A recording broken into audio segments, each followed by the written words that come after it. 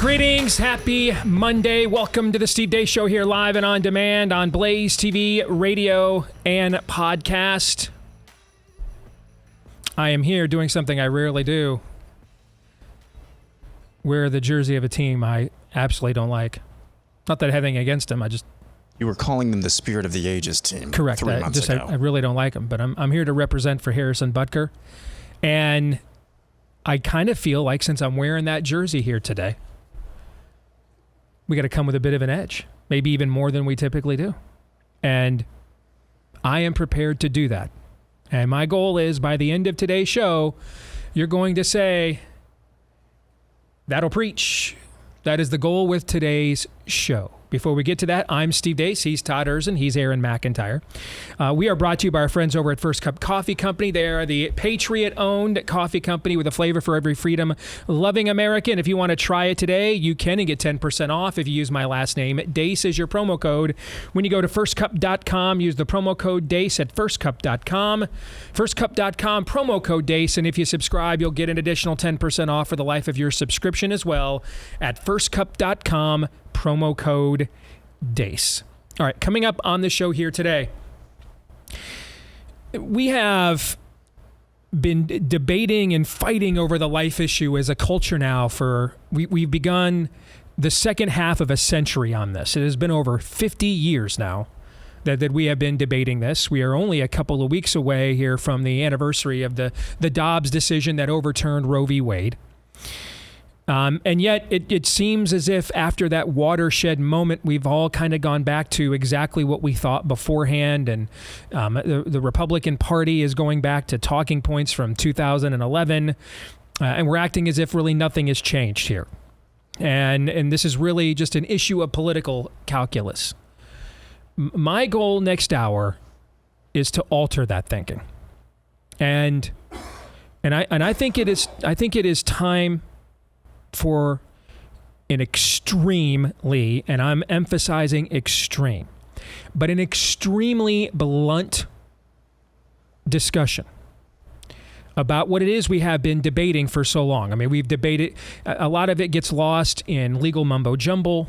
A lot of it gets lost in the pea soup and the sausage making of legislation.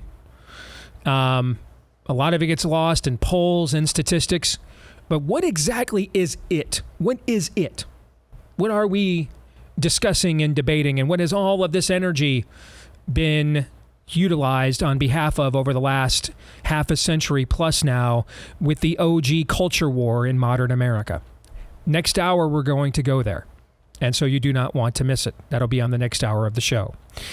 At the bottom of this hour, we'll be joined by our colleague, Auron MacIntyre. But before we get there, let's get to Aaron's rundown of what happened while we were away. What happened while we were away, brought to you by Nuremberg 2.0. All weekend, we were inundated with leaks and previews of Dr. Anthony Fauci's live testimony in front of the House Select Subcommittee on the coronavirus pandemic.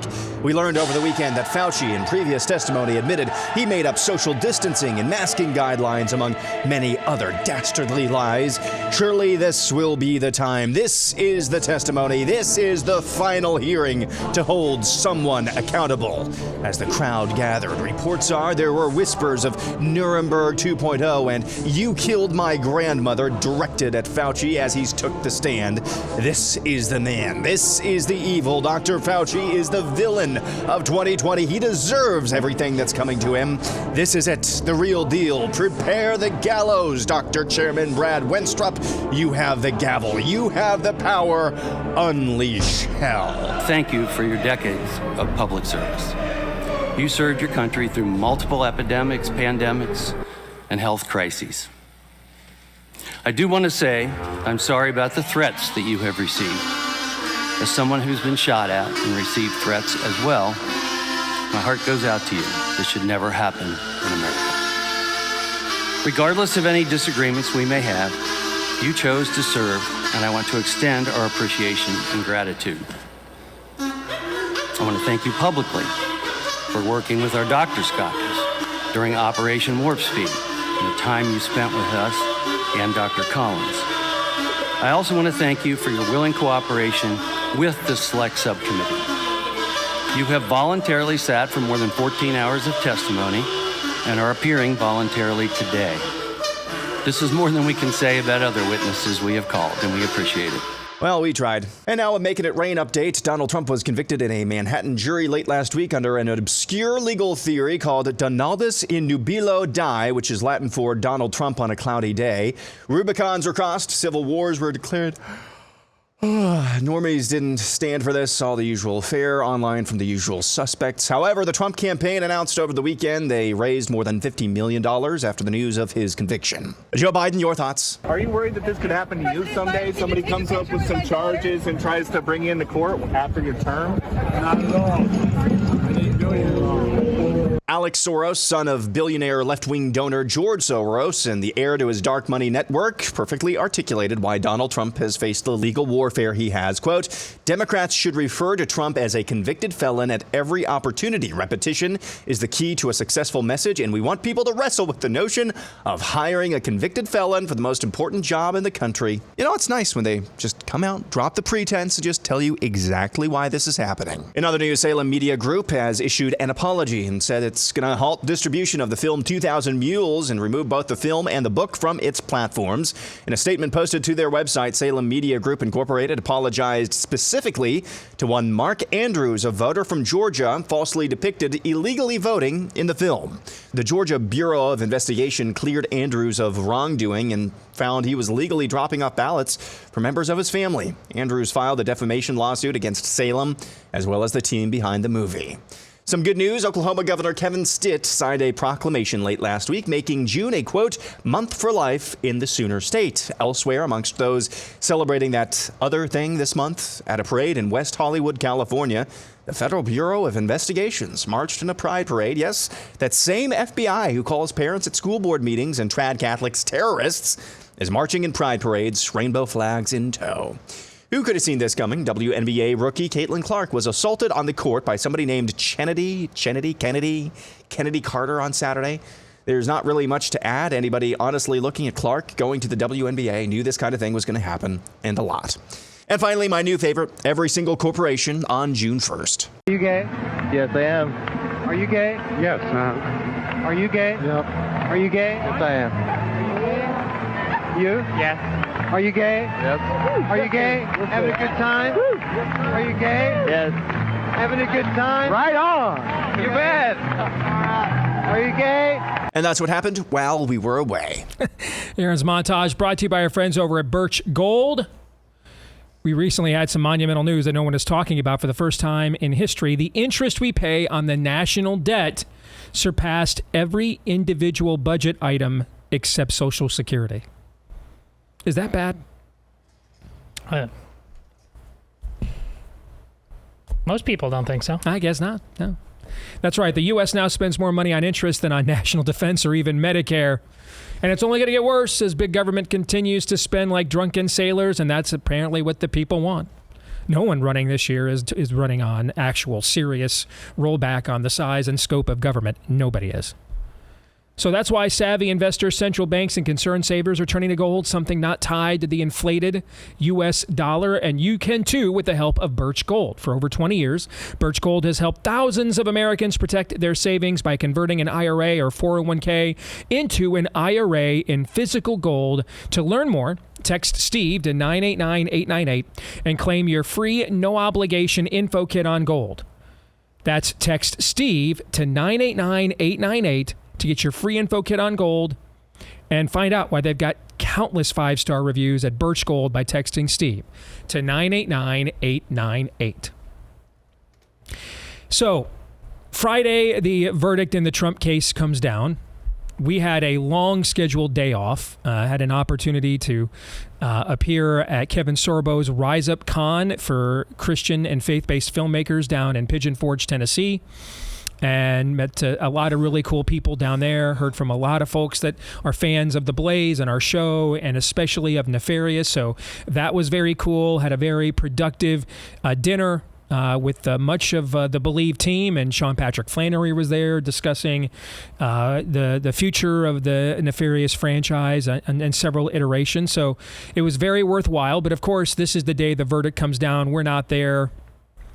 But I have to tell you, on two fronts, I think it was actually providential that we weren't live on Friday. Number one, as important as what happened on Friday in that Manhattan courtroom is, it's not even a pimple on the cosmic rear end of the importance of the event we discussed for 2 hours on Friday.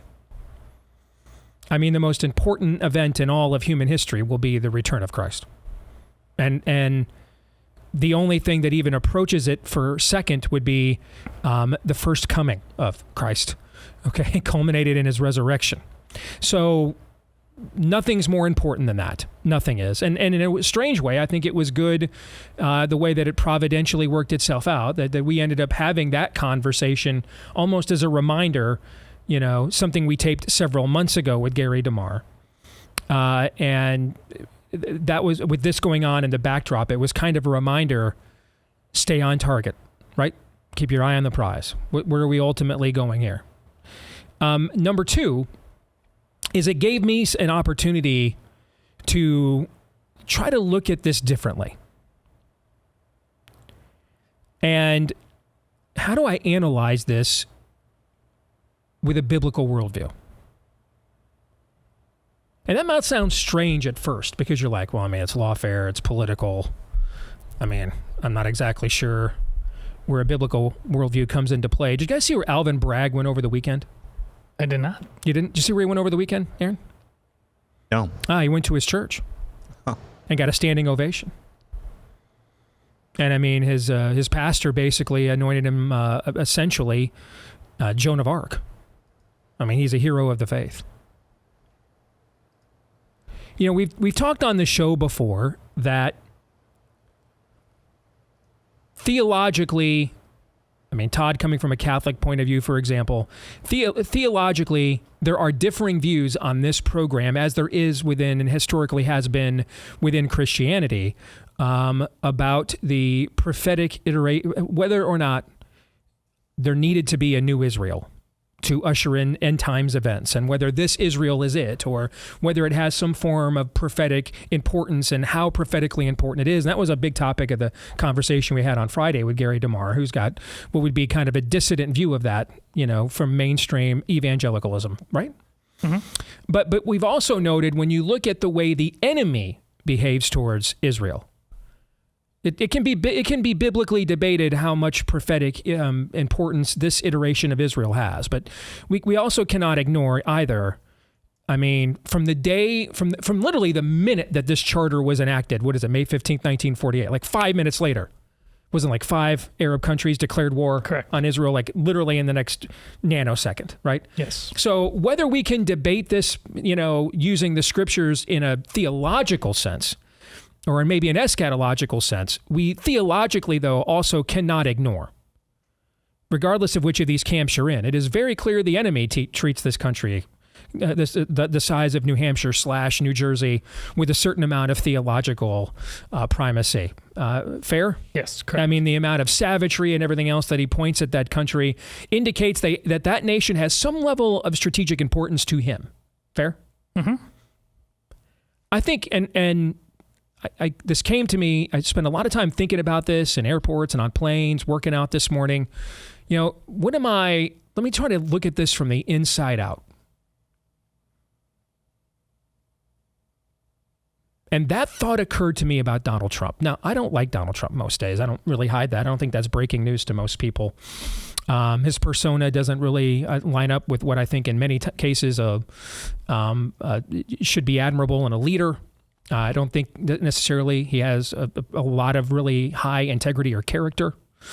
I've compared him for several years to a Samson level of character.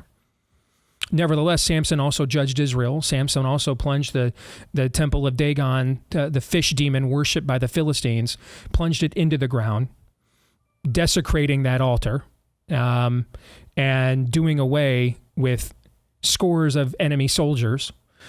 He defended innocent life. No, not necessarily a guy you want to marry your daughter off to, right?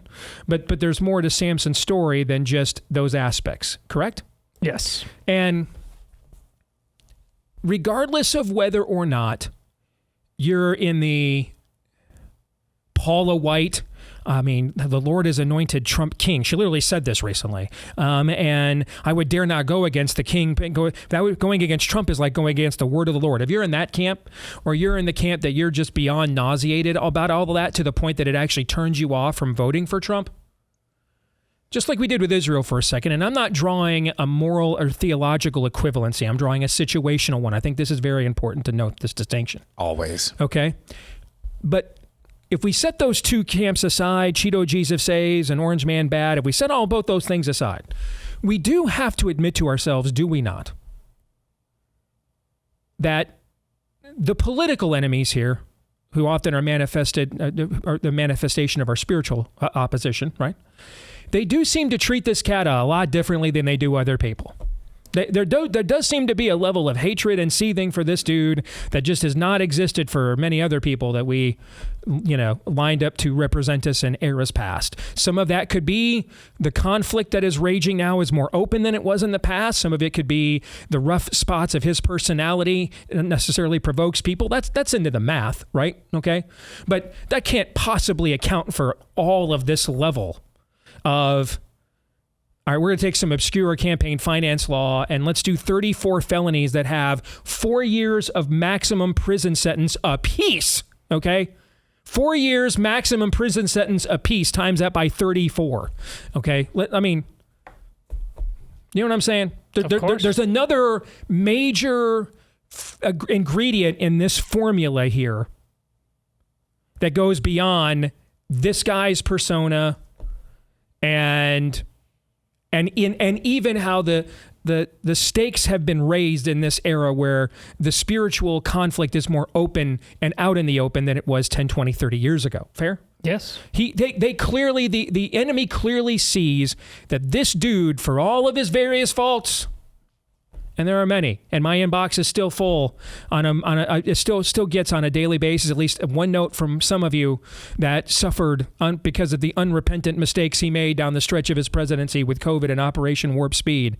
And yet, despite all of that, the level of seething that this one dude generates, the level of willingness to just show your ass, the level of willingness to just not even camouflage, you have no integrity whatsoever, and then to be proud of it to the point you show up at a church and get applauded for this, when I think we all know, whether you voted for Donald Trump or not, anyone not named Donald Trump is not in that courtroom facing over 100 years of prison for this. No one is.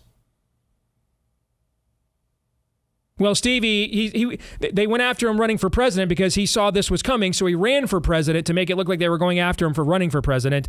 The problem with that answer is they were doing that anticipating he was going to run for president, and so he decided, I'll just make it look political now by running for president. Was anybody shocked on the day Donald Trump announced he was running for president that he was running for president? Anybody didn't see that coming as of the day after the election in 2020? You were like, wow, I didn't stand Trump's going to run again? Were you flabbergasted at this news? I was not. Of course not. They were already anticipating it too, which is why they were doing stuff like this.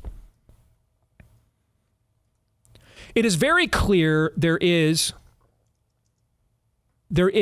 some level of spiritual significance here.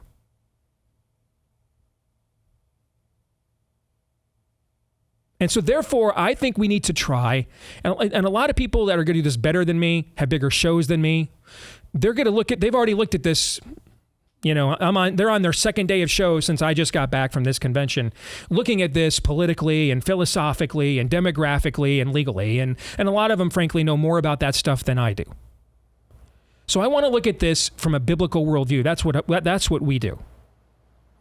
And I think we need to, that means we might need to alter some strategy here a little bit.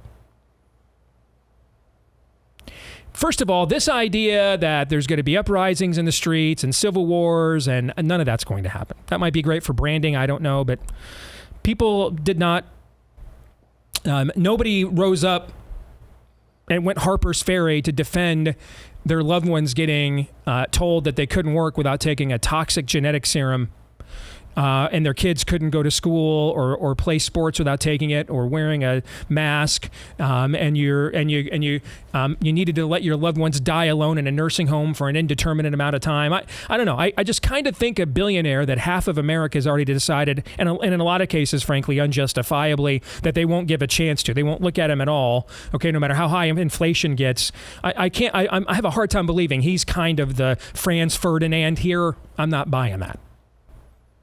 But that does not mean this is not a significant event. It is a very significant one. It is one we have forecasted on the show for well over a year. It was more than a year ago. I said on the show, we were sitting, I went back and looked. It was April of last year. Do we understand this is where this is going to end? They're going to convict him. They're going to jail him. They're absolutely going to give him a jail sentence on, what is it, July 11th? They're absolutely going to do that. I was looking at the screens at the gym this morning, okay? James Comey says imprisoning Trump is, quote, doable. They're already greasing the skids for this. The mob outside Lot's house does not satiated. It doesn't just say, okay, we've sodomized enough, we're spent here. We got to take at least a little bit of a break. We're out of bullets. They don't do that, do they, Todd? They do not. They do not. No, they don't. No. And this mob outside Lot's house won't be satiated either. My concern is that we are largely playing this for an audience that already gets this. And I see people who are friends of mine, people I respect, people I adore, publishing in their feeds upside down flags and everything else. And I get why you're doing that. But to quote the great prophet Admiral Akbar, it's a trap. This whole thing for this whole last year has been a trap. Playing on our emotions. Yes, you should. You're right. Rally to the one that we're picking on. You should obviously do that. You bet. Try to anyway, think the way Satan thinks. Cunning. True four-dimensional chess. Monkey's paws. Faustian bargains. And I won't claim to be an expert on the enemy, but I did write a book that got turned into a movie that revealed at least a little bit of how the economy of hell operates. So I'm going to give this my best shot. We have walked right into this beggar's canyon, right into this little bighorn this entire time. And now the next stage is, you're right, you guys should run on him as a martyr, run on the past. Guys, every presidential election ever has been decided by which side did a better job of articulating the future.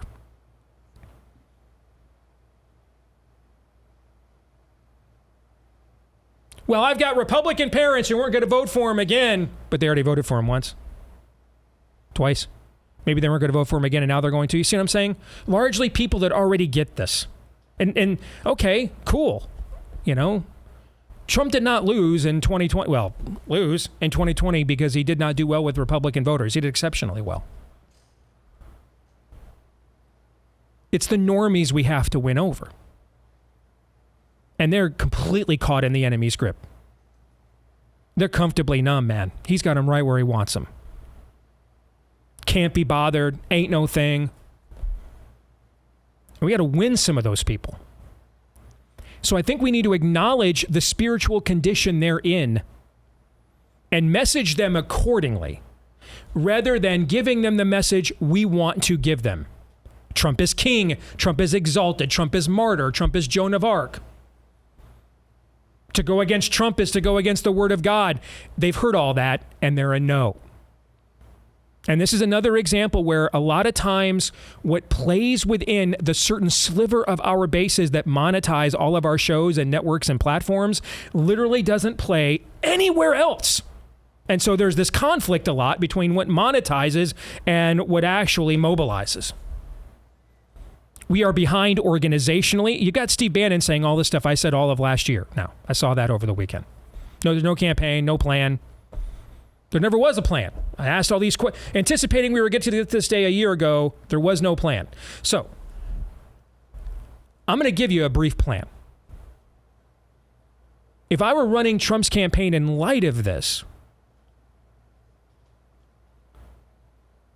and I had a biblical worldview and an understanding of the larger spiritual forces at work here, here's what I would be doing.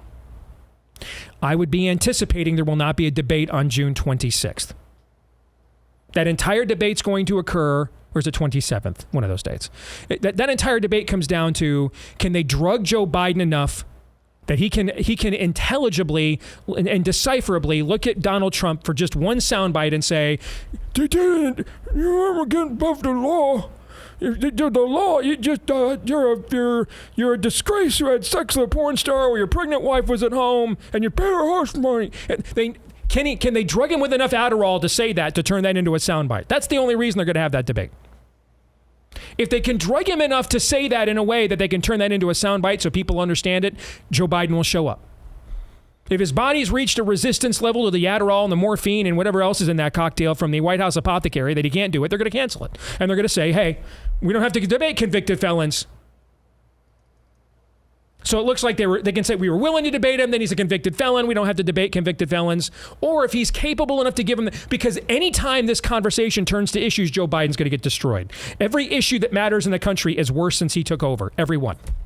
He can't possibly win that argument. Plus he's got dementia. So he couldn't win it even if he could lie. He can't, because he can't even speak. Number 2, anticipate at a minimum you're going to be under some form of house arrest. Number 3, that means this is largely going to be an air war. Number 4, keep doing what you're doing and how you're messaging your martyrdom to your base. They're responding. You are making hand over fist money right now. But we've got to start spending more money now in the fall. And we're going to message to the base the martyr stuff so that we can use the money they're going to give us in response to that to message the future to the normies. Are you better off than you were 4 years ago? Can you afford a car? Can you afford a house? How many jobs you working right now? Worried that your kid's going to come home any day now and say, "Hey, call me Shirley"? That's the normie message.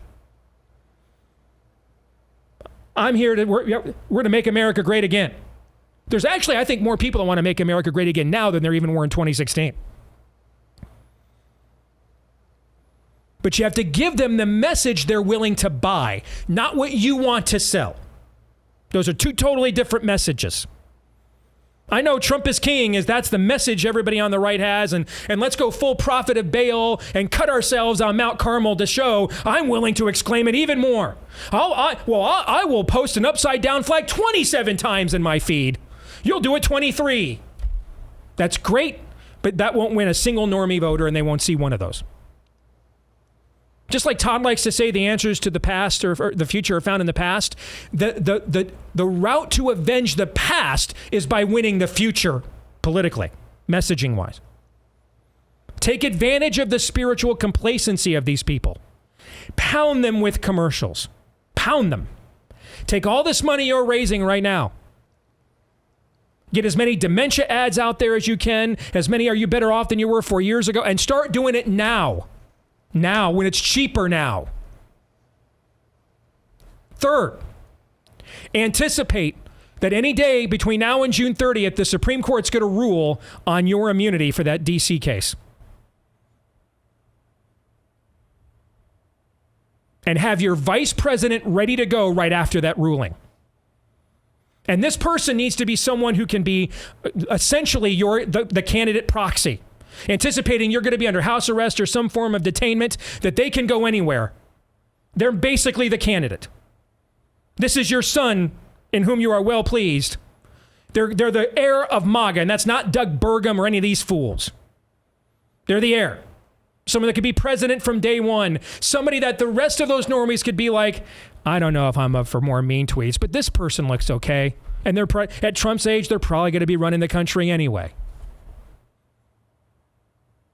That's actually what you want. But have that ready to go right after the immunity ruling. If they give you the ruling you want, then you turn right to the general election campaign with this announcement. If they don't give you the ruling you want, then you turn right to the general election campaign with this announcement as a distraction from that distraction. Those are just a few of the things that I would do. More in a moment.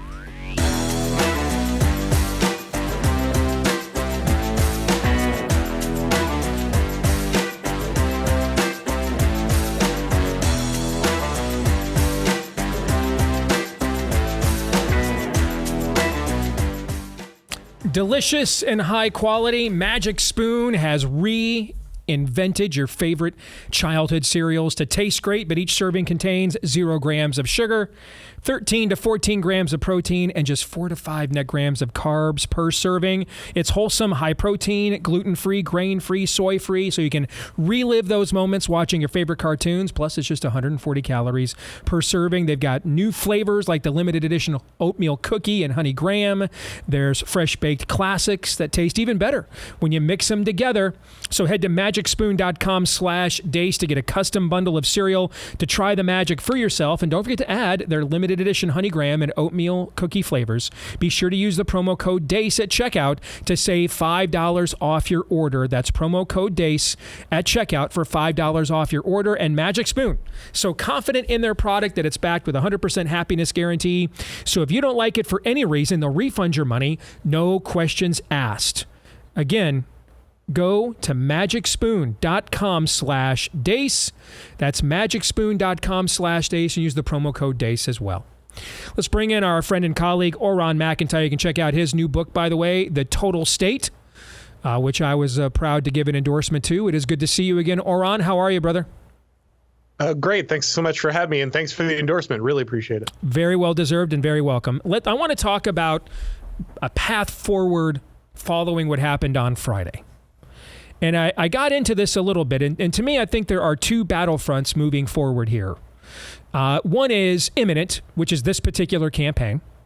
And then the second is more meta, which is moving forward and reestablishing sort of a law of the jungle or mutual assured destruction, a deterrent. That has been completely lost. And whenever you have that, think of, the Soviet Union in the 60s and 70s no longer looked at, was beginning to think that thermonuclear war wasn't mutually assured destruction, that maybe the United States is weak enough that we could win this. And such a deterrent had to be reestablished. So let's start with imminent with this campaign. I think there's a lot of things, and you feel free to disagree, but I think there's a lot of things that message to our core audiences here in the sliver that monetizes our networks and platforms, that the comfortably numb normies that decide most of these things either don't know about or don't even respond to, even if they did. And this often puts what is monetizable at odds with what is mobilizing. And I think this is one of those instances. I would not stop the Trump is martyr messaging because it's raking in cash and the people most likely to donate are responding to it. Okay, but so that's not what I'm concerned about. What I'm concerned about is what we're going to do with that money on our side. And what I would actually do is I would, number one, I'd continue that. I would anticipate I'm going to get a prison sentence or at least some form of house arrest. Again, all stuff we were talking about last year, they're going to do it. Number two, I would anticipate that there will not be a debate on June 27th. Because now they can say we don't want to debate a felon. We challenged him, then he was convicted of a felony, or 34 of them. Unless they can drug Joe Biden enough to say, oh, you committed adultery, and because anything on any other issue, Biden would get destroyed because the country's worse on every issue since he took over. Okay, so I would anticipate I'm going to have very limited exposure to the American voter, and that this is primarily going to be an air war. I won't be able to campaign, have rallies probably as much as I want. And I would take the money that I'm raking in from messaging the martyr the stuff to my base, and I would use it all to message the normies. And I would almost act to the normies like this stuff's not even happening because I really don't think they care. I mean, I'm in one of the busiest airports in the world Friday, just as the verdict's coming down, Auron. Nobody huddled around TVs, no one looking at their phones, place is packed, people just moving on with their lives. And I would use the money I'm raking in from my base's concern about this to target normies with the kitchen table stuff that they're concerned about. Will I keep my job? Will I keep my house? What's the future look like? See, I think the way to avenge the past is to win the future argument. I would also have my running mate ready. By the 30th of this month, the Supreme Court's going to give a ruling on his immunity in that D.C. case. And I'd have my running mate ready to go right after that ruling, no matter how it goes. If they rule against me, then I immediately have this running mate here right now because I'm spending the rest, if I'm Trump and they rule against me, between the appeals in New York and the D.C. case, I'm spending the rest of this year in a courtroom until the election, basically. So I need a running mate who can be essentially the face of the campaign around the country right away. I can't lose any more time. I've lost months on this stuff already. I need someone that looks like they're the obvious heir apparent to my brand. Not a Doug Burgum or a caretaker, but someone that people think if something goes wrong with a big guy, this guy picks right up. This is the crown prince, basically, and can pick right up where he left off. All right? And somebody that people like, so I can send him out to the normies and make me appear more likable. And then if they rule for me, I just do the exact same thing by pivoting to the campaign right away. And I say, this stuff is over. We're moving on. We'll work the appeals out. But now it's time to talk about what the American people want. And the first step to that process is, here's my running mate. So those are the things I would do on the campaign side in response to this. What are your thoughts? I think that's largely right. I mean, ultimately, what we're looking at here is, of course, unprecedented, and so the strategy needs to be as well. But I think when you look at the condition of the country, you look at the average person, most people don't like Joe Biden. Even people on the left don't like Joe Biden.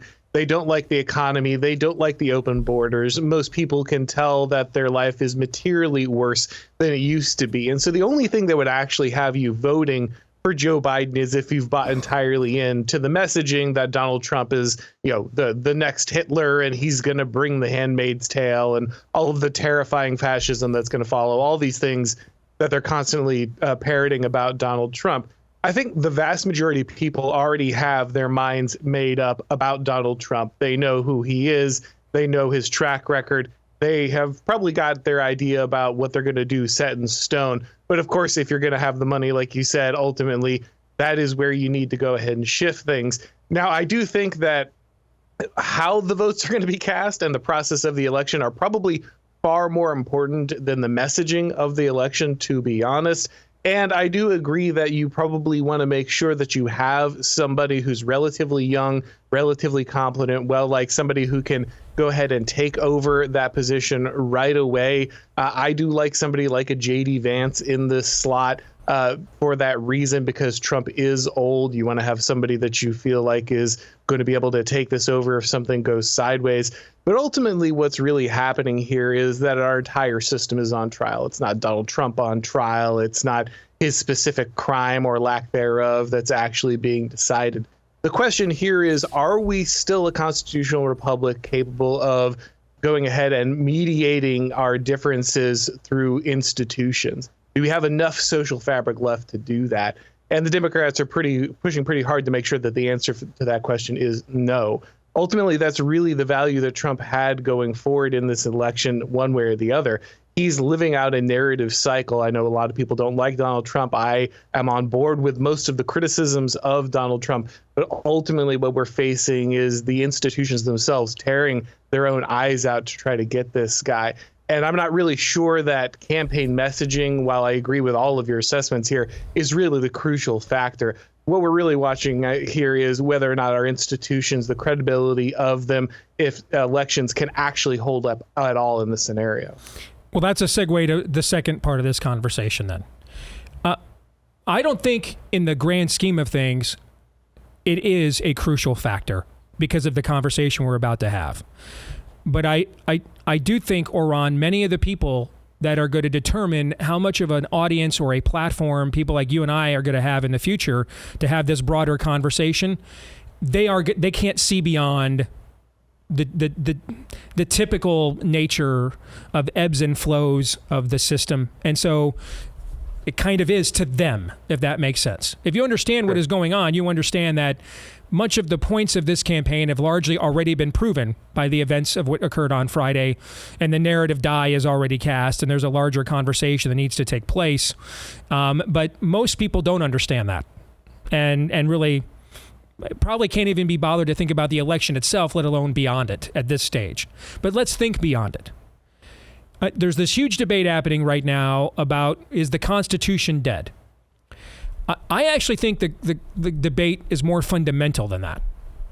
And that is that the Constitution is in and of itself not what binds the American people. It is the result of that which binds us. It is that because we are bound together by a social compact of like-minded values, traditions, customs. Again, we may not always agree with them or how far to take them and which one should apply when, but there's a generic basis of unity here, a generic e pluribus unum. And so when these differences arise, what will be the guidebook, the bylaws, if you will, to determine how we're going to avoid just immediately shooting each other, okay? And that's what the Constitution does. The social compact itself, I think, is broken. I think you're correct. The modern American left has broken it, and a lot of a lot of what has happened here is because there's no deterrent to them. They can do whatever they want, and the assumption is this is essentially the American political system is Gotham City and Batman Begins. All right, and everybody's either on the take or there's a few Jim Gordons that aren't on the take, but they can't. There's, like he says in the movie, who would I rat to? Even if I were a rat, there's no one to rat to. Okay, so what we need is a little bit. We need more untouchables here. All right, cool. You want to send a couple of our bodies to the hospital? Send 5 years to the morgue. You need to understand there's going to be a cost of going here. Now, there is no cost of going here. There is no concern that any red state Secretary of State will take Biden off the ballot. In fact, Ohio is going to hold a special session to make sure that he can be on the ballot, even though it's his own fault that he's not. All right. So there is no deterrent. They can do whatever they want to our people. And there is no thought of even using the power we have, let alone exceeding it, outside of a few places like the state where you live, does it every now and then. But short of that, there's really no at-large or writ-large plan of, well, okay, if that's the way the game is played, then I guess that's how we roll. And until that changes, I don't believe there'll be any deterrent for the way that the other side is behaving here. Yeah, absolutely. Like you said, mutually assured destruction, you have to have some credible level of deterrence because you actually are going to bring something to the table. You're actually going to hit back if you get hit. Mm-hmm. You have to understand that the way conservatives have done politics for a very long time has basically defanged them entirely from being able to extract any kind of cost from the Democratic Party from the left. Basically, the Republicans have spent the last couple decades saying that our principles, our most cherished principle, is that we will never, ever punish you for stepping over the line. That's what makes us a better party. That's what makes us better people. And that's adorable, but they forget what politics is. And when you don't punish your enemies and reward your friends, then your enemies start to realize that they can literally do anything. The entire idea of a check and a balance is that both sides want the same amount, and that's what pushes back against each other. If one side says, well, we just are never going to use any power, and the other side says, well, great, our entire ideology is to use power, it's not really hard to figure out who's going to win that contest. The whole point of a pendulum, you don't want to put any power in the government because the other side may use it. The whole threat of that is the other side using it. The pendulum can't swing back if you don't swing. Mm-hmm. And so we're in this scenario where the Republicans, the right, and the entire conservative movement have built their identity on the idea that they're just never going to take any action. And like you said, you're concerned that you don't have all these people huddled around the TV as the front runner for the presidency of the United States is being put behind bars by his by the guy sitting in the chair in power. You're concerned that the average person isn't worried about that right now. But I'm extremely concerned that we don't have a single GOP leader who is taking any kind of action. You have fake opposition when literally the people in the party are being put into jail and nobody bothers to take any kind of action. Like you said, I've got one of the best governors in the United States right now, but I don't hear Ron DeSantis talking about how we're putting 10 guys in jail. I don't hear him talking about how we're deporting every illegal from Florida. And I say this with love because he's awesome. But even our strongest guys aren't doing anything right now. They're not doing anything, and that's terrifying. To me, I think the debate comes down to, and I'll give you the last word because then we're going to run out of time. What's that look like? Does it mean we illegally search and seizure them? I would not be in favor of that as a Christian. I don't think I can debase myself against my enemies. What I am in favor of is, no, when you illegally search and seizure me, I'm going to punish you for that. I'm not going to join you in tearing down the social fabric, or as you put it, or the social compact as I described it. I'm going to punish you when you do it. I think that is the answer, that there has to be consequences for actions rather than we all just trade back and forth dropping nuclear bombs in each other's backyards. But I'll give you the last word. What do you think? I think if someone's coming at you with a knife, the most important thing is to not get cut. And I think ultimately, while that is important that we fight back, there is a way we can do this all above board. Look, there are plenty of super corrupt Democrats. Not like there's some lack of people that we could be prosecuting right now. We just don't bother to do that. And like I said, very simple thing. Go ahead and start enforcing the immigration laws. Do it right now. The laws are on the books. They're being violated. The president of the United States and his administration are actively allowing an invasion of the United States. Take action. Cause some kind of political pain.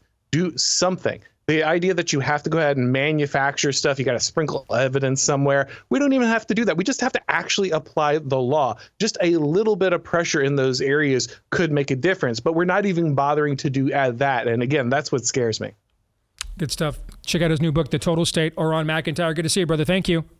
Thanks. You bet. By the way, you want to make sure you don't miss any of the great exclusive content that we do here at Blaze TV just in time for this, largely irrelevant testimony that Fauci is giving as we speak, where Republicans will either find a way to snatch defeat from the jaws of victory, or just thank him for his public service, as you saw in Aaron's montage. By and large, we have a great series out right now called The Cover-Up. And just one of the many reasons you want to subscribe here at Blaze TV. That's one of the exclusive things we do. Our overtime, lots of great shows, Glenn's stuff on Wednesday nights. But this new series from Matt Kibbe going after Fauci and The Cover-Up, using Doctors Jay Bhattacharya and Scott Atlas, Senator Rand Paul, and more. It debuted last week. It is phenomenal. You do not want to miss it. You can get $30 off an annual subscription to Blaze TV right now if you go to FauciCoverup.com/Deace and use the code FauciLied. That's $30 off an annual subscription to Blaze TV right now, so you can watch this and all our other great content at FauciCoverup.com/Deace. Use the code FauciLied to get the discount. FauciCoverup.com/Deace. Use the code FauciLied to get the cover-up, and you don't miss this show and any of the other great stuff that we do every day here at Blaze TV. All right, we've had a lot to say here in this opening hour. When we come back at the top of the hour, I want to give Todd and Aaron a chance to chime in and respond to what they've heard both from me and from Auron.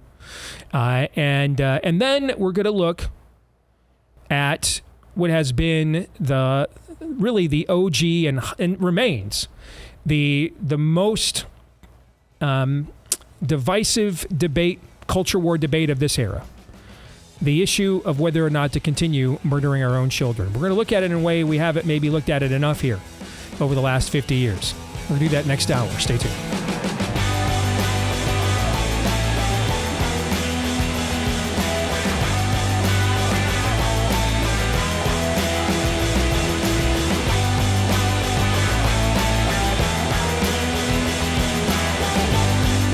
All right, back here with Hour 2, live and on demand on Blaze TV, radio, and podcast alongside Auron MacIntyre.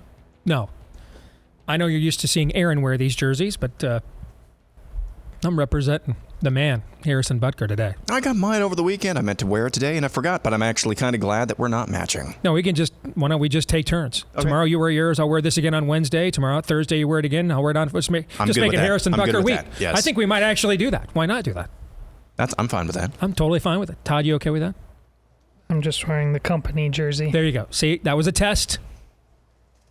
Even if it's on behalf of a dude who deserves it, we do not have an official commentary on what other dudes are wearing. See, dude? Fist bump back, air bump. That was good. You passed the test. Okay? I dangled that out there. Even with somebody as admirable and laudable as Harrison Butker, you didn't take the bait and didn't say, I think it'd be great if that's what you guys wore all week. You knew. Well done. I'm proud of you. It's easy. You can let us know what you think about what we think. Oh, he's Auron MacIntyre, not wearing the Harrison Butker jersey. That'll be tomorrow. And that's Todd Erzin, who will never be wearing a Harrison Butker jersey now because that's the dude code. Correct? Or any jersey. Or any jersey, for that matter. Okay. You can let us know what you think about what we think via the stevedeace.com inbox. Just email us, steve@stevedeace.com. That's DEACE. Like us on Facebook, me, we, and Gab. You can follow me at Steve Deace Show on Twitter, get our Instagram and TikTok. And then you can also, if you love the podcast version, if you wouldn't mind, leave us a 5-star review. And then you can also, if you like the show, of course, and then also hit subscribe, or if you're on iTunes, follow. And that way, every time we do a new episode, it will show up in your feed every single time. And we thank all of you for that have done that for us too. Also want to thank our friends over at My Patriot Supply for bringing you this portion of the program. If you want to make sure you are prepared for whatever they have planned next, and you and I both know they have something planned next. Make sure you're ready. All right. Since 2008, My Patriot Supply has helped millions of Americans get ready for the, oh, that could never happen here, when it actually then ends up happening here. All right. So this is the final week to save $200 off their best-selling 3-month emergency food kits that are flying off the shelves. Get yours right now at my website, preparewithdace.com. The food kit offers 2,000 calories a day, so you get the full nutritional gauntlet that you need: breakfast, lunch, dinner, even drinks and snacks. It comes in ultra-durable 4-layer packaging, so it lasts for up to 25 years. In proper storage. You can order all the kits you need for $200 off each right now. $200 off each right now. Free shipping during the final week of this offer is included at preparewithdace.com. Again, head over to preparewithdace.com. All right, we're going to switch gears to taking a look at what has been really the moral issue of this era in a much more, I guess we'll call it transparent way than we typically do. We'll switch those gears here in a moment, but gentlemen, I would be remiss if I didn't give you guys a chance to comment. I had a lot to say in the opening segment. We heard from Auron MacIntyre in the segment after that. I'm sure you guys have some of your own thoughts you'd like to share, so the floor is now open for you to do just that. You know, pull it at the heartstrings with classic finishes is what Hollywood counts on, and rightly so in the past. It's done greatly in Field of Dreams. People will come, Ray. They will most definitely come. But as I brought up before at the end of the Rise of Skywalker, like they tried to rely on that after that mess. Like, our backs are against the wall. It's all going to hell. The dark side's going to win. And then the flotilla of space sailboats shows up, and it's the same thing. People came. All your evil, all you stormtroopers, all you Sith Lords, we're here. No, everybody was just like, no, can't save this one. And that's how I feel about everything we've talked about. In light of with Trump and Fauci all going on within 72-hour periods, this is just, this is the red wave not happening in 2022. Like Steve and Auron, they're both simultaneously, they're not yoked in either being idealists or realists to the death. Both are capable of wearing both hats. But you listen to both of them. And tomorrow we're going to have Josh Hammer on to talk about it more, but like really, really smart guys, able to connect a lot of dots. But when it comes right down to it, the people aren't coming. That's what and I'm looking for that in all the analysis that I get from anybody. Show me where there really is a pulse in this country anymore to be true citizens. Steve, maybe more than anything you talked about with your brain, what you just saw with your own damn eyes walking through the airport. That's the kind of thing that if it happened from almost any other time in the past, people are stopping to see what's going on. I agree. They're not. They don't care. They can't be moved. They won't be moved. And I'm not even saying that means Trump's going to lose or anything. We're just all losing at the same time, no matter what happens. No matter who wins this White House, this is why I say it's the least important election of our lifetimes, because we are just dumb sheep who just do not understand what's really going on. In response to what you just said, let me summarize the entire 20-minute monologue I did last hour on this in one sentence. Okay? Democrats want us to make the election about Trump. They don't want us to make the election about issues. You typically beat your opponent by attacking their weaknesses and not their strengths.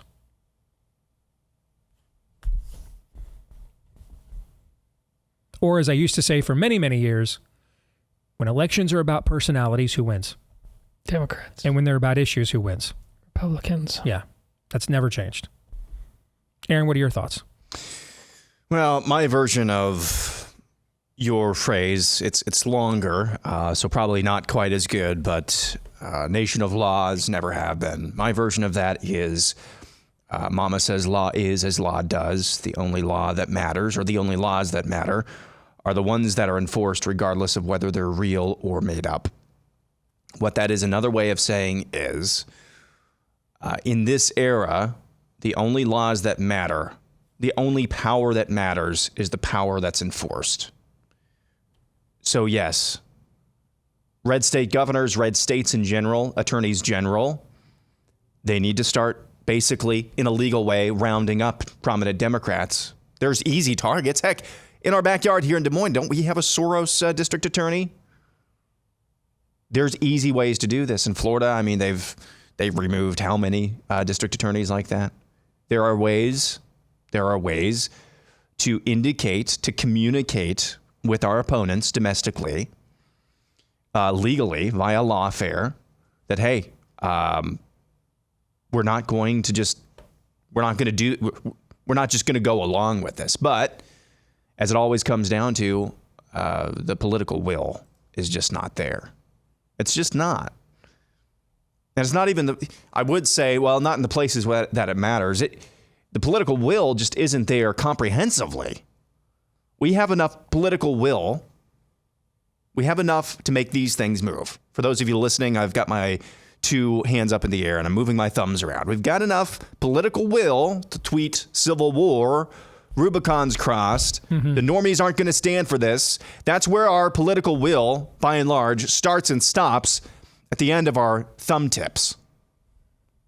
And that goes for everybody, any randos, any normies on Twitter who are kind of watching this, any activists on Twitter who are watching the events of the last 72 hours or so. That goes all the way up to the various press releases that you've seen from various Republicans. That's where the political will starts and stops. So, again, I said this to you during the break. For the last, it seems like 2 years, I don't know if that's accurate. It seems like for the last 2 years, there's been this movie that we're playing over and over and over again on this show. And there's a very few others. This movie that we're playing over and over again on this show, talking about how this could go, how we think it's going to go. So far, we don't know how it's going to go in Florida. We don't know how it's going to go in Fulton County. Pretty good idea of how it's going to go in Washington, D.C. once the Supreme Court rules. Although we don't know how that's going to turn out. And we just keep saying this over and over again. And speaking for myself, I'm watching this movie over and over again. I keep hoping for a different plot twist. Hey, we've seen this movie, but we're in control of it right now. Can we maybe deviate off the narrative just a little bit? And so far, the answer to that question is no. What I'd say in response to you is just to clarify, I am fine with the martyring messaging to our base. We have had a turnout problem since the 2022 midterms. I mean, conservative books aren't selling what they were selling a few years ago. We've got a pretty dispirited base. I mean, we had mass turnout problems in this last primary cycle. We had 14% of Republicans show up in the caucuses, for example. Okay, I mean, so if this is unifying our base, and this is the message that does that, I am totally okay with that. And I'm not here to stand in the way of that. My fear, however, is that we think that this is what will mobilize everybody else. And I don't believe that is the case. You're right. Okay, and so I'm trying to get, and I could be wrong. I could be wrong about that.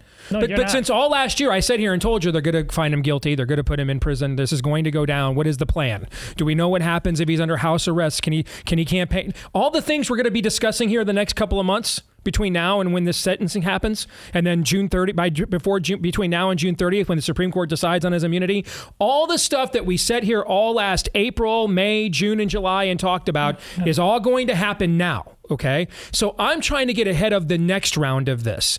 This idea that we're going to be selling martyr shirts in September, okay, and like 50 Cent wants one. I'm just picking some obscure, formerly popular rapper, and so that means like we're going to get 30% of the black vote. That's my fear. Okay, I have no problem with doing this right now. I think it's smart. It's raking in money we desperately need. Okay, and it's mobilizing and uniting people that were not mobilized and united before. I'm not standing in the way of that. I'm not saying stop doing that. I want to make that clear. My fear, though, is we're just going to run on this the whole time and let them off the hook, having to actually have a reckoning on the way they've wrecked the country on virtually every conceivable issue you could imagine, and that's what they want. I know. Maybe Biden's so bad and so old that we can win on this now. I don't know the answer, but I do know they want us to run on this. I know that. They wanted us to nominate the guy that was going to be under lawfare all year long, that was the most unpopular. They want us to make it all about him. Doesn't mean they can still win. But I would like to not try to beat my enemy at the plan that they've already set up a year and a half in advance, but at my own plan. And I think this actually gives us an opportunity, Todd, to do that. We can take the money we're making now and fill in gaps that we're way behind organizationally, way behind in terms of in terms of ads for the fall. That this is a gift to use it if we're going to use it, though, for those things, as opposed to we're just going to print more shirts, more upside down flags. And then what will happen is by October, they'll be the ones flying the flags. They'll be the ones looking patriotic to the normies while we're out there acting like, bring out your dead. And the normies going to be like, I don't know, life's pretty good. I guess this is why I hate these people. You see what I'm saying? Yeah. That we're just stepping on the same rakes all over again. That's my fear. And I agree with you, but my fear is that no matter how perfect the messaging is in your direction, none of it can win with this guy there. And my fear, even deeper still, is that even with your perfect messaging, no matter who's running right now, because we did pass up on DeSantis, we just like the bread and circuses too much. There's just no... We've moved on to a new phase because, Steve, you're counting on citizens hearing the message you're talking about. There's very few of them left. That's my fear. And if you're within the sound of our voices and you're still skeptical about that guy's conclusions, Steve's conclusions, look at the tweet or the X post over the weekend from Alex Soros. He is the heir to his daddy's dark money fortune that funds all sorts of radical left-wing communist causes. He just dropped the pretense. Said, this is how we talk about Donald Trump now, and we do this repetitively. It is felon Trump, felon Trump, felon Trump. This is what this has all been about, is that talking point, because they know that they control the media, they control the levers of cultural propagation, and they can drive that message home. That's what this has all been about. So that is to say, if you don't believe what Steve is saying, maybe believe what Alex Soros is saying. Yeah, I think we really believe that the normies want the outlaw Josie Wales. I don't believe that. Okay, that's where I'm fine messaging the outlaw Josie Wales to our own base. I'm fine with it. Hell, I might buy one of those shirts myself. Okay, the normies didn't even want mean tweets. How the hell are they going to want outlaw? Correct. Thank you. That's what I'm trying. Bam. That's it right there. I think the normies just want to know, how are we going to keep the situation normal? You need to tell them this inflation, not normal. The cost of your car, not normal. The cost of your kid's car, not normal. The cost of your house, not normal. I'm the return to normalcy guy, okay? All right, that's the future. You are so right, but within this is the fact that we have to spoon feed such a message to these people is a huge problem. It should be self-evident. Our country is founded on self-evident truths. We've got to spoon-feed them the fact that it's the economy, stupid. That used to be the default. That's the frustration. That's the problem. But yes, Steve's message is the only one worth trying. I just fear that won't even work anymore. And if that's the case, it's not the United States of America anymore, whatever you want to call it. Yeah, see, one last thing on this. I don't think we crossed any Rubicons Friday. Again, Fridays happen, things like Friday happen when the Rubicon's already been crossed. Yeah, exactly. Okay. Exactly. It's the symptom, not the disease. All right, before we switch gears, a word about our friends over at Patriot Mobile. They were one of the big sponsors of the Rise Up Con that I was at in Pigeon Forge over the weekend. So just another example of how they are aligned with our values and doing what they can to promote the exact same cherished traditions that you and I are trying to conserve right now as conservatives. So that's why you want to make the switch, because they're a great company with a great customer service team, and they'll give you great coverage. You can switch networks anytime you want, free of charge within their Meta network. But then also it's because they're going to use those profits that you give them to stand for your values, not try to eradicate them. If you want to make the switch today, first of all, you're a veteran or first responder, let them know when you go to make the switch, and they've got extra ways to say thank you for your service. For the rest of us, you can use my offer code Steve to get a free activation today and make the switch at patriotmobile.com/Steve. That's patriotmobile.com/Steve. Once again, make the switch to Patriot Mobile today. Our family did and has never regretted it. patriotmobile.com/Steve. All right. For well over a half century now, or for a little over a half century now, the abortion issue, the killing of our own children, has been the epicenter of America's culture war. It has been the most debated and discussed issue probably over the last, going on, 6 decades? The most money's been raised on both sides. I think the Rainbow Jihad has replaced it, but Planned Parenthood for decades was the biggest bundlers the Democratic Party had. Pro-life voters were the largest, most loyal, and remain the largest and most loyal voting bloc the Republican Party has had. It has been a defining issue in American culture. And I've been a big part of that, both with my own testimony, with my own shows and platforms. But I was reminded over the weekend while I was at Rise Up Con, I was on a panel discussing this issue and where it's at in the culture right now. And I was reminded that we need to remind everyone else what we're really talking about here. And we've got names for it and medical names for it, and we've got poll numbers, and we've got numbers of babies we've saved, but what are we saving them from? Moms that we convinced not to kill their children or decided to, but what does that mean? What do you mean kill their children? What does that mean? And I think it has been too long now before we have forced the American people to come to grips with what exactly it is. There's an organization out of Canada I came into contact with this past weekend called Choice for Two. You'll find them online at Choice42. That's what 42 means. Choice42.com is where you'll find them. Choice42.com. And let's just say, and a lot of times you get this, people shine their lights the brightest in the darkest of places. Canada's basically a forsaken land at this point. And this organization is ready to meet the darkness. They have decided we are tired of playing tiddlywinks here. It is time for people to be reminded of exactly what this debate is about. And so, in their first salvo to that end, they created this video you're about to see. I want to warn you, this is not for children. So you have to the count of 3.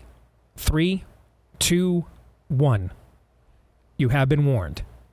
What is it we're debating? What is it we're doing? It's this.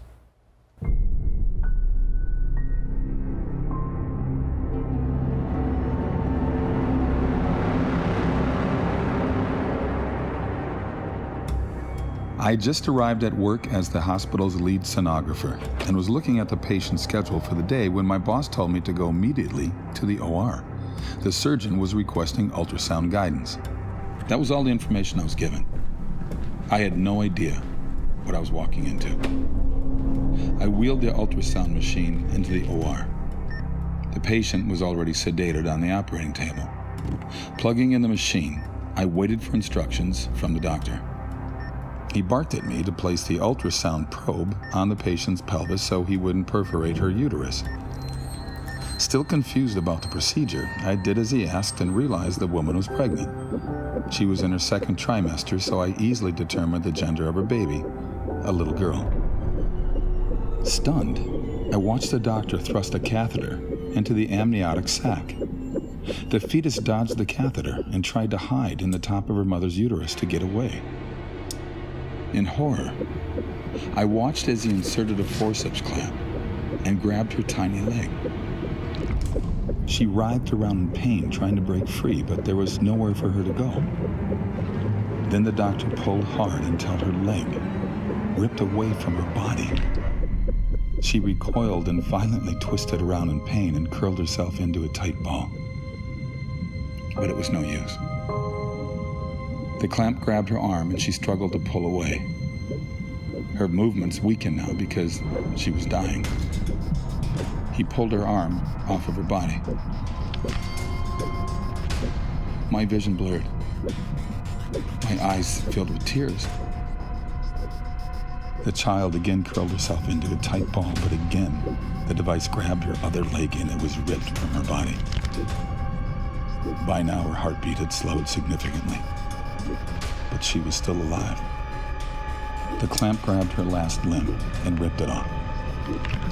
She wiggled and squirmed around, and then her heart finally stopped beating. I announced that there was no more cardiac activity. The nurse and scrub tech in the room gasped, realizing for the first time that this was happening to a fetus that was still alive. The remaining body parts, the head and torso, were removed. Placenta was removed, and a final look with ultrasound revealed all products of conception were removed. I was told I could leave the room. Up until that moment, I had been frozen.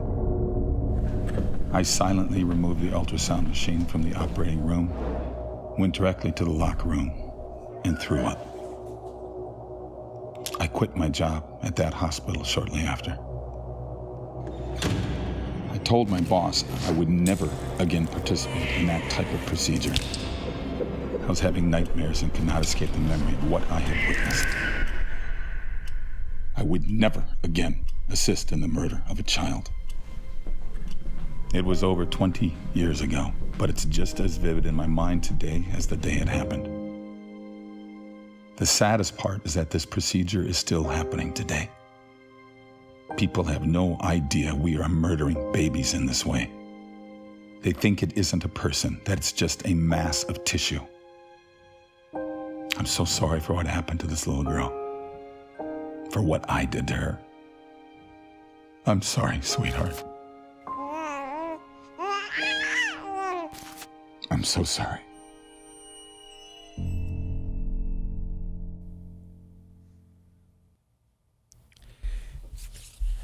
Kevin Sorbo is on the narration there. He talked about how hard it was for him to get through this when they were recording it. I specifically did not want Todd to see this before it aired because I wanted him to react in real time with the rest of you who probably haven't seen it. I will tell you, I was looking at something else. I couldn't watch it again. I watched it in real time on Saturday, and I couldn't bring myself to watch it again. Even hearing it, I just couldn't do it again. So, Todd, this is the first time you have seen this, just like the audience. Your thoughts? I think about all the time, because it comes up, quite frankly, in some. I'm really proud of the work Steve leading the way on and the conversations we are having about theology on this show and trying to come let us reason together. And man, some of the reactions, we just don't. Even when we're talking about God, I don't think we're letting God into the center of any of this. Of course we do things like this when we don't believe there's particularly anything holy going on at the center of ourselves.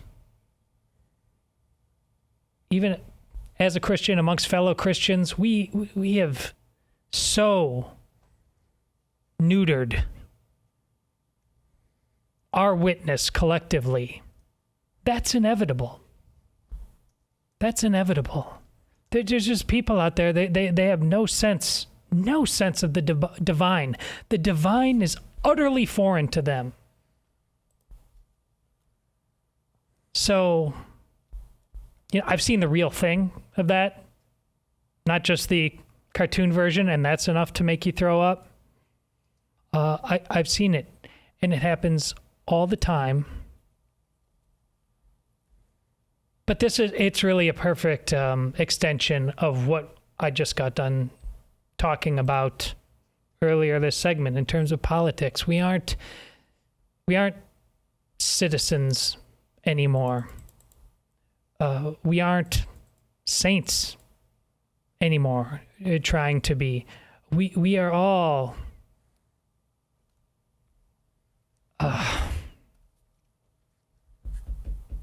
we are not interested in being more.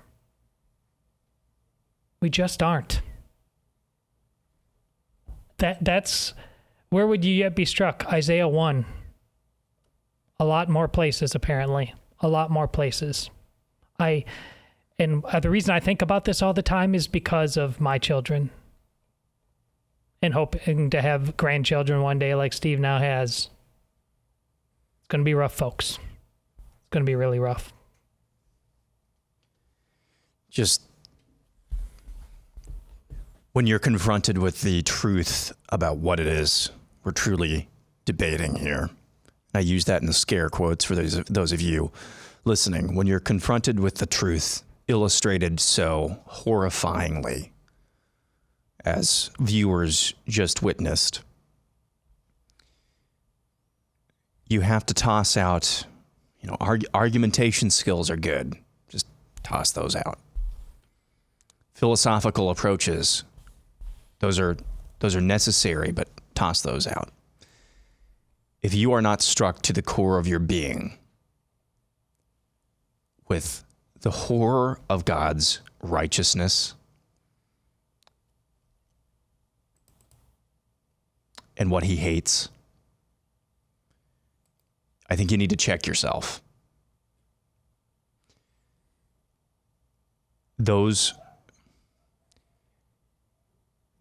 That testimony that we just heard there is just incomprehensible evil. And if you're not struck with a sense deep-seated within your soul, this has to stop.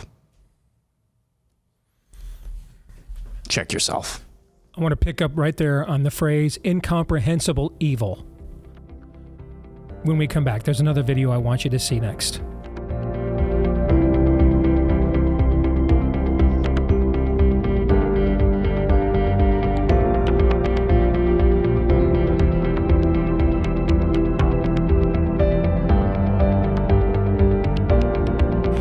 Constitution Wealth is the Patriot's choice in wealth management.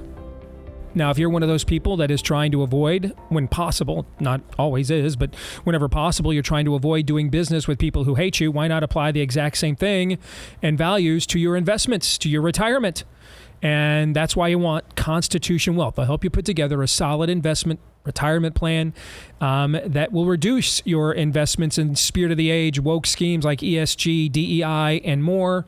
And this will help to put your money, maybe the most powerful weapon many of you have, to work in the culture war. All right. And you'll line up your values and your virtues with your investments. And this is also an opportunity to work with them to build the parallel economy by working with an investment firm comprised of professionals who are patriots just like you. Why work with anyone else? Go to constitutionwealth.com/blaze. And if you do, you can sign up for a free consultation today. That's constitutionwealth.com/blaze. Again, that's constitutionwealth.com/blaze. So, Aaron, you used the phrase earlier, incomprehensible evil, talking about the first video we showed from our new friends at Choice for Two, which is choice42.com. Choice42.com is the website, which is for Choice 42, the number 4, 2, the number 2. What is the source of this incomprehensible evil? Is this something new? Let's get answers to those questions with this second video from Choice 42. Child sacrifice. Barbaric. Evil. Ancient. Modern. There's nothing new under the sun. Throughout history, children have been sacrificed to a variety of deities in attempts to gain favor or blessings. Aztecs cut their children's hearts out to appease the gods of rain and war. Incas sacrificed their children to the sun god so their crops would flourish. Canaanites sacrificed their infants to Moloch for prosperity. Drums were played loudly to drown out the baby's screams.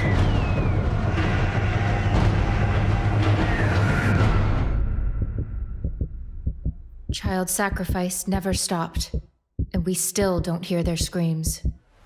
There's nothing new under the sun. We sacrifice our children today, not for rain or war victories, but for freedom or convenience. We sacrifice to gain favor in the workplace, or for the blessings of money or fame. We sacrifice our babies on the altar of free sex. Child sacrifice is no longer a public event. It's done behind closed doors. Rather than a gory burning or bloody stabbing, it's become a neat, sterile, and clinical event. We don't throw our children into the fire or leave them to freeze to death. We starve our babies. We poison them. We rip off their arms and legs and crush their skulls. We call it choice. We call it empowerment. And our culture condones it. We celebrate it. We celebrate baby murder. We consider it vital to our existence. It's become a right. But nothing is different. There's nothing new under the sun. Innocent human beings are still being sacrificed for the selfish gains of those more powerful. Modern child sacrifice is thriving. We must end it. End abortion. Gentlemen, your thoughts on that second video? That's fantastic. It was finishing my sentences for me, and the next visual would often be where I was hoping it would go.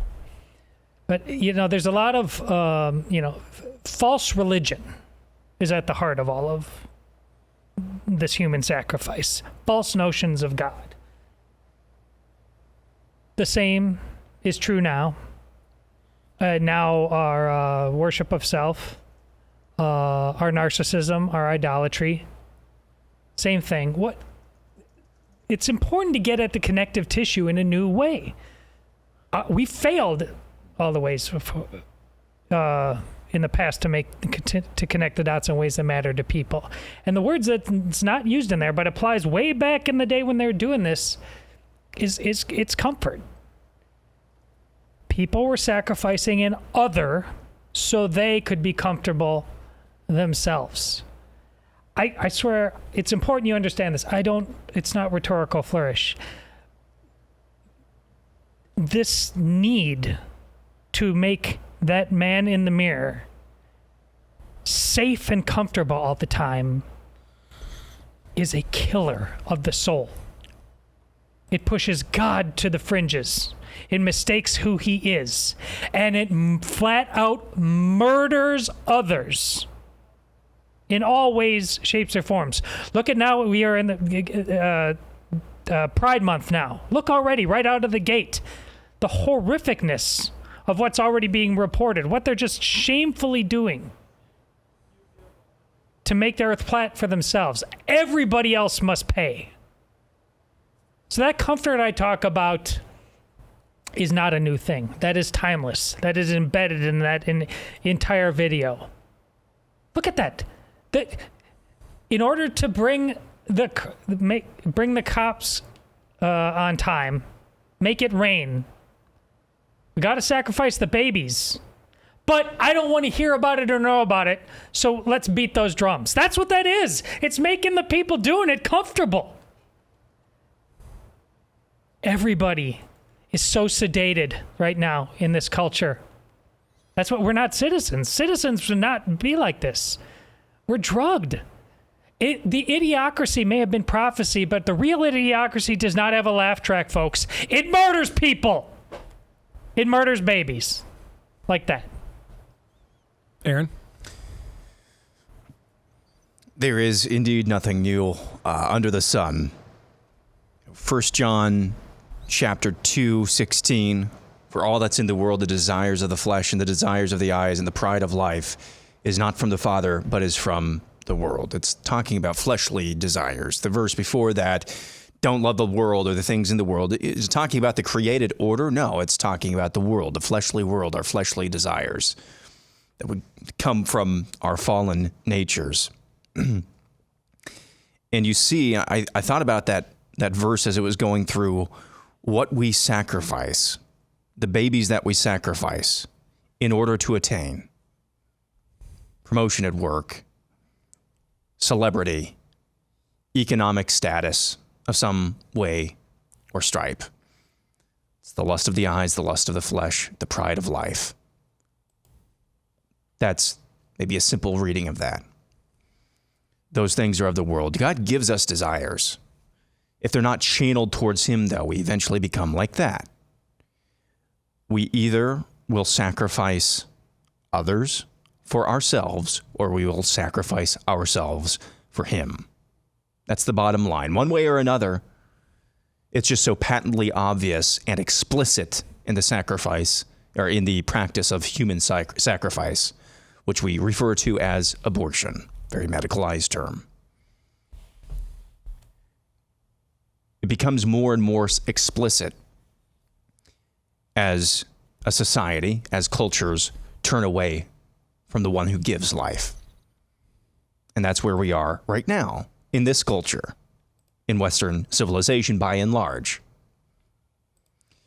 For all of the accoutrements, I love that word, of modern living, for all the buildings that we see with our eyes, for all of the technology that you're watching right here, for all of the comforts that we get to enjoy, and too many of us enjoy, I think, far too much. They're just different skins on the same sins. You know, in video games, you can customize your characters. It's called skins, different skins. Just different skins on the same sins that go all the way back. We think we've progressed beyond Amazonia, the Aztecs, the Mayas. No. You turn your back on God, you're going to become like the backwards fools you put down. That's the end game. That's all. I think an undefeated truth of the human condition. You think you've progressed beyond those Amazonian witch doctors? No. We've had this conversation in different contexts before. It's just a different skin. It's a much more pretty looking skin on the same sins. And to that very point, Aaron, after watching those two videos, think of what the modern excuse both Christian men and women often have. I wouldn't do it, but if it's somebody else's choice. That's, if you claim any notion of Christ and you'll have that as your answer in your heart with any knowledge of those two videos, which we do, isn't that one of the most heinous things you can possibly say or believe? That's one hell of a sin. And let's face Steve, we've talked about that, of what we've heard from Christian families and parents within our orbit locally. I know I've heard that from many Catholic parents. I see that comes from people are basically good kind of template, and it's infecting all of us in our comfort. We would not, if we thought we actually had sin to worry about, we wouldn't let ourselves get this comfortable. You're both completely right in everything you said. I want to, one more time, give tremendous credit to the folks from Choice 42 in Canada for producing these videos. Go to their website, choice42.com, the number 4, the number 2, choice42.com. There are plenty more videos like this. Click on the video sections. You'll see the videos that we showed you here. There's others on other topics. They're developing a whole series of these. I mean, I think we need to blow these people up. And these videos need to be seen by many more people. I think every single one of us should be embedding these on our Facebook pages, our social media accounts, particularly the procedure to start with. I think it is time to confront people with what this really is. Now, we can debate, should you go from 0 to 60? That's what I love about this approach using animation. I mean, it does all the work while putting it in a form that most people would view as quote unquote acceptable. And yet the conscience is pricked nevertheless. Look at the language we use. I'm you're pro-choice, or I wouldn't use any of that kind of language. I've said this for years. I wouldn't even use the word abortion. I mean, did we come up with a technical euphemism for serial killers? What do we just call them? Serial killers. I think we ought to just say we're killing babies. These are serial killers. We're murdering children. These are baby murdering organizations. We all ought to be saying these things on national platforms when we get on. I'll tell you why we don't. What Todd said, comfort. Well, they won't invite me back on. So? So what? I mean, I would count it all joy to be banned for reasons like that from polite society. I think we need a reminder here.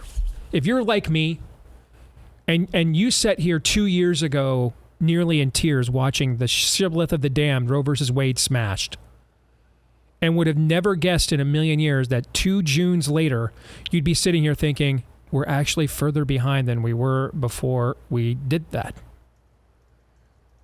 How did this happen? And I mean, I thought I was about as jaded on Big Baby and fake pro-life organizations and groups as anybody, man. I've had more than my share of run-ins with them. I would defy you, go find a pro-life show with a platform as large as mine that also isn't invited to the March for Life. I'll get invited there around the same time I'll get invited to CPAC, guys. And for all the same reasons, okay? Because I'm calling out largely all the same people. And even I am stunned. Even I cannot believe we've lost so much ground that now the guy who helped, the guy that was the cudgel, the tip of the spear that allowed us to overturn Roe, is now lobbying to overturn pro-life laws in other states, including his own. I would have never guessed that 2 years ago. How did this happen? We've focused on elections. We have focused on statistics and polls. And we've let people get away with understanding what the focus really is. And all those things are the result of what the focus really is, or at least should be. And what the focus really is this is demonic barbarism. And it has to be ended. Period. And more people need to be confronted with this. Starting in our own ranks, I'm getting emails from people. I'm more convicted than ever before. I'm crying here.